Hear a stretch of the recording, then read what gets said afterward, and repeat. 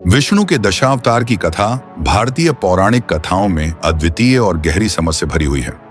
ये 10 अवतार एक महत्वपूर्ण सिद्धांत को दर्शाते हैं, जिसमें भगवान विष्णु ने समय समय पर पृथ्वी पर अवतार लेकर अधर्म का नाश और धर्म की स्थापना की।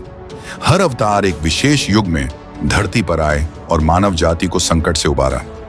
ये अवतार मानव सभ्यता के विकास और जीवन के विभिन्न पहलुओं को दर्शाते हैं।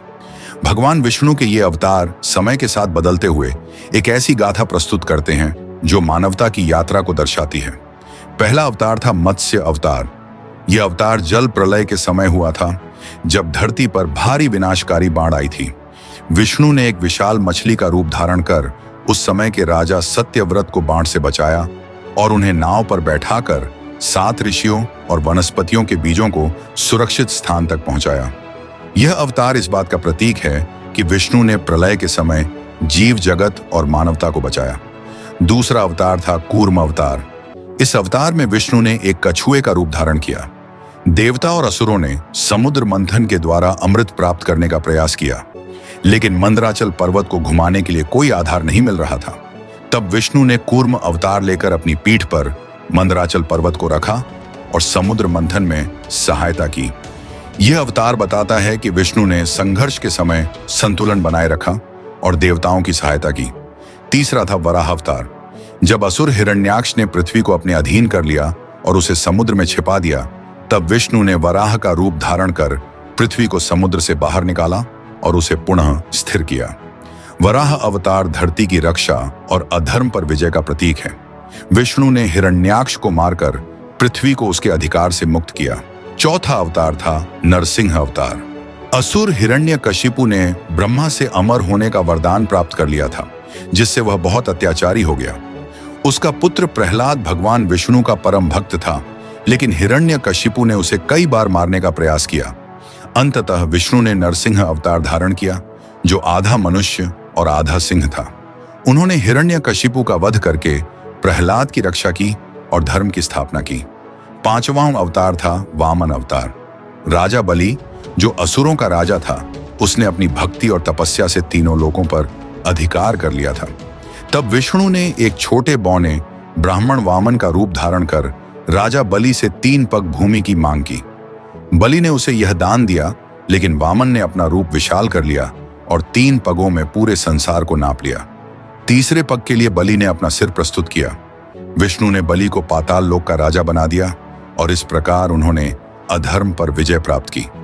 छठा अवतार था परशुराम अवतार। यह अवतार अधर्मी और अत्याचारी क्षत्रियों के विनाश के लिए हुआ था। परशुराम ने अपने फरसे से अत्याचारी क्षत्रियों को 21 बार पृथ्वी से समाप्त किया। वे हमेशा शस्त्र धारण किए रहते थे और धर्म की रक्षा के लिए हर संभव प्रयास करते थे। इस अवतार में विष्णु ने यह दिखाया कि जब धरती पर अत्याचार बढ़ते हैं, तब उसे समाप्त करना आवश्यक हो जाता है।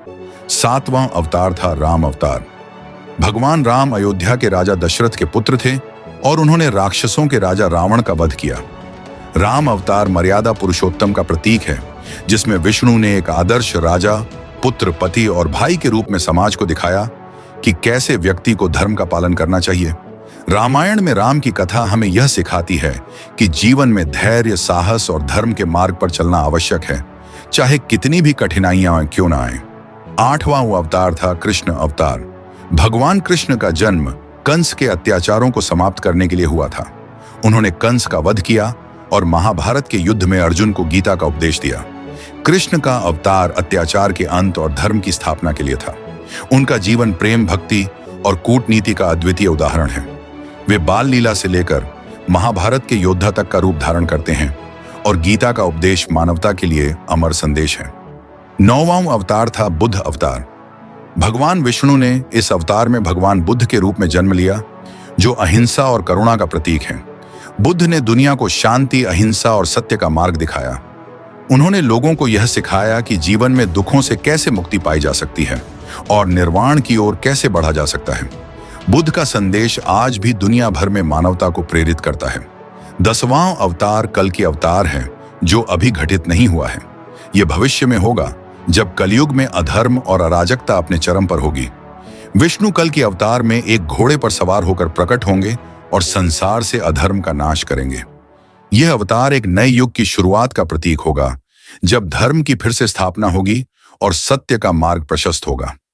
इन 10 अवतारों के माध्यम से भगवान विष्णु ने यह सिखाया है कि जब भी अधर्म बढ़ता है और धर्म की हानि होती है, तब वह किसी न किसी रूप में अवतरित होकर संसार में संतुलन स्थापित करते हैं।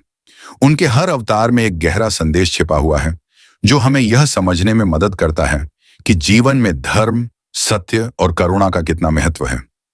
विष्णु के ये दशावतार मानवता के विकास के साथ जुड़े हुए प्रतीत होते हैं, जो हमें यह बताते हैं कि समय के साथ परिस्थितियां बदलती हैं, लेकिन सच्चाई और धर्म का मार्ग कभी नहीं बदलता। वीडियो पसंद आई हो तो लाइक, शेयर और सब्सक्राइब करें। Thank you.